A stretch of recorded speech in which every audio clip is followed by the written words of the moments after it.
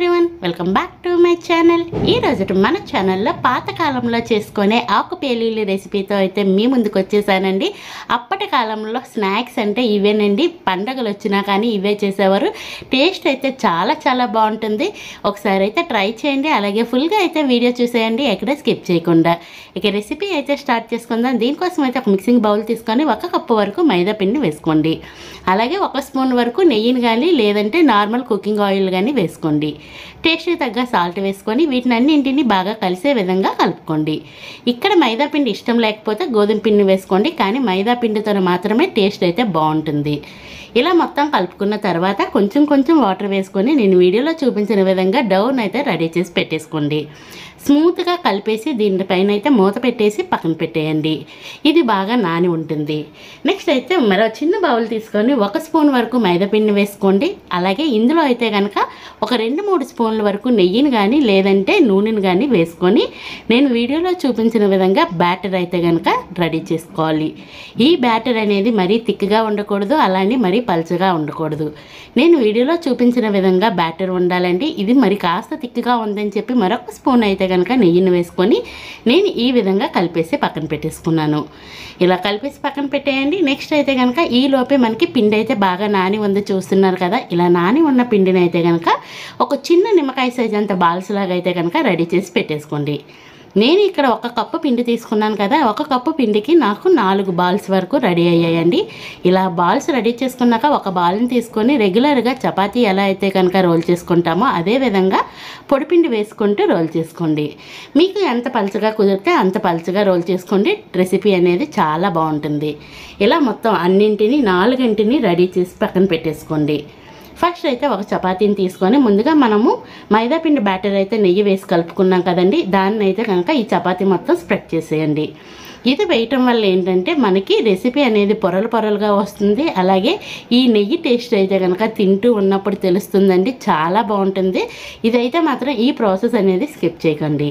ఇలా 1 లేయర్ మొత్తం అది స్ప్రెడ్ చేసిన తర్వాత మరొక చపాతీని పెట్టేసుకోండి పైన. అలాగే ఫస్ట్ చూపించే విధంగానే మొత్తం అన్ని చపాతీలు ఇదే ప్రాసెస్లో చేసుకోండి. అలాగే ఈ లోపు అయితే మీకు వచ్చిన రిక్వెస్ట్ అండి, మన ఛానల్ ఇంతవరకు ఎవరైనా సబ్స్క్రైబ్ చేయకపోతే ప్లీజ్ అండి సబ్స్క్రైబ్ చేయండి. వీడియో నచ్చితే లైక్ చేయండి, మీ ఫ్రెండ్స్ అండ్ ఫ్యామిలీ మెంబర్స్కి షేర్ చేయండి. నేను ఈ మొత్తం ఇదంతా మనకి కలుపుకున్న బ్యాటర్ మొత్తం ఏమైనా మిగిలి ఉంటే అది కూడా వేసేయండి. ఎంత ఎక్కువ వేసుకుంటే టేస్ట్ అంత బాగుంటుంది. ఇలా మొత్తం వేసినాక ఒకసారి ట్యాప్ చేసేయండి. ట్యాప్ చేసేసి నేను వీడియోలో చూపించిన విధంగా ఇలా మొత్తం ఈ చపాతీలని రోల్ చేసేయండి. ఇలా 1-2 సార్లు బాగా రోల్ చేసేస్తే బాగా మనకి అతుక్కుని ఉంటాయి. ఇలా మొత్తం రోల్ చేసిన తర్వాత నేను వీడియోలో చూపించిన విధంగా ఒక చాక్తో అయితే కనుక చిన్న చిన్న పీస్లా కట్ చేసుకోండి. మరీ పెద్దగా చేసుకోకండి, అంత బాగుండవు. ఈ మాత్రం సైజ్ అయితే చేసుకొని ఒకదాన్ని తీసుకొని నేను వీడియోలో చూపిస్తున్నాను చూడండి, ఈ విధంగా అయితే కనుక ప్రెస్ చేసేయండి. ఇలా ప్రెస్ చేసినాక చపాతీ కర్ర తీసుకొని మళ్ళీ ఇలాగ కాస్తంత స్మూత్గా ప్రెస్ చేసుకుంటే ఇలా రోల్ చేయండి. మరి గట్టిగా ప్రెస్ చేసిస్తే మనకి ఆ పొరలు అనేవి అస్సలు విచ్చుకోవండి. స్మూత్గా ప్రెస్ చేస్తే చాలా ఈజీగానే ప్రెస్ అయిపోద్ది. ఇలా అన్నింటినీ రెడీ చేసుకొని మీకు చూపిస్తాను. ఈ విధంగా అన్నీ రెడీ చేసుకొని పక్కన పెట్టేసుకోండి.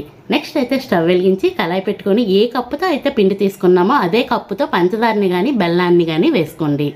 అలాగే అదే కప్పుతో 1 కప్పు వాటర్ వేసుకొని ఈ పంచదారని మొత్తం కరిగేంత వరకు కరిగించుకోండి. ఇలా మొత్తం పంచదార అంతా కరిగిపోవాలి. ఇలా కరిగిపోయిన తర్వాత దీంట్లో అయితే కనుక ఒక 1/2 స్పూన్ వరకు యాలకుల పొడిని వేసుకోండి. ఏ స్వీట్ రెసిపీకైనా కానీ యాలకుల పొడి వేసుకుంటే చాలా బాగుంటుంది. ఒకవేళ యాలకుల పొడి అవైలబుల్గా లేకపోతే 1 లేదా 2 యాలకులు అయితే కచ్చాగా దంచేసి వేసుకోండి. ఇలా మొత్తం కాసేపటికి పంచదార కరిగి కాస్త తిక్కిగా అవుతుంది. మనకి ఇదేం పాకం రావాల్సిన అవసరం లేదండి. నేను వీడియోలో చూపిస్తున్నాను చూడండి. ఒక లేత తీగ పాకానికి తక్కువగా రావాలి, అంటే గులాబ్ జాముల పాకం కంటే ఎక్కువ రావాలి, మరి తీగ పాకం కంటే తక్కువ రావాలి. అలా వచ్చినాక స్టవ్ ఆఫ్ చేసి పక్కన పెట్టేయండి. నెక్స్ట్ అయితే కళాయి పెట్టుకొని డీప్ ఫ్రైకి ఆయిల్ వేసుకొని ఆయిల్లో మనం ముందుగా రెడీ చేసి పెట్టుకున్న చపాతీలను అయితే వేసేయండి. వేసేసి ఇలా పైనుంచి ఆయిల్ వేస్తూ ఉంటే మనము చేసుకున్న పొరలుగా ఉన్న చపాతీ అయితే బాగా విచ్చుకొని ఉంటుంది. నేను వీడియోలో చూపించిన విధంగా అటు ఇటు తిప్పుతూ మంచిగా కలర్ వచ్చేంత వరకు ఫ్రై చేసుకోండి. మాడిపోకుండా చూసుకోండి. మంచి గోల్డెన్ బ్రౌన్ కలర్ వచ్చేంత వరకు అయితే గోల్డెన్ కలర్ గోల్డ్ కలర్ వచ్చేంత వరకు ఫ్రై చేసుకొని వేడి వేడి పాకంలో అయితే కనుక దీన్ని వేసేయండి. వేసేసి ఈ పాకాన్ని అటు ఇటు తిప్పుతూ పట్టించండి. నేను వీడియోలో చూపిస్తున్నాను చూడండి. ఈ విధంగా అయితే కనుక తిప్పుకొని అటు ఇటు తిప్పితే ఒక 2 to 3 మినిట్స్లో అయితే కనుక పాకం అంతా బాగా పీల్చుకొని మంచి జ్యూసీగా అయితే కనుక రెడీ అవుతుందండి. చాలా చాలా టేస్టీగా ఉంటుంది. అలాగే చాలా క్విక్గా అయిపోద్ది రెసిపీ అయితే.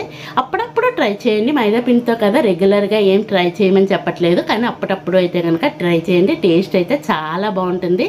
చూడటానికి చూస్తారు కదా ఎంత టెంప్టింగ్గా ఉందో, టేస్ట్ కూడా అంతే బాగుంది.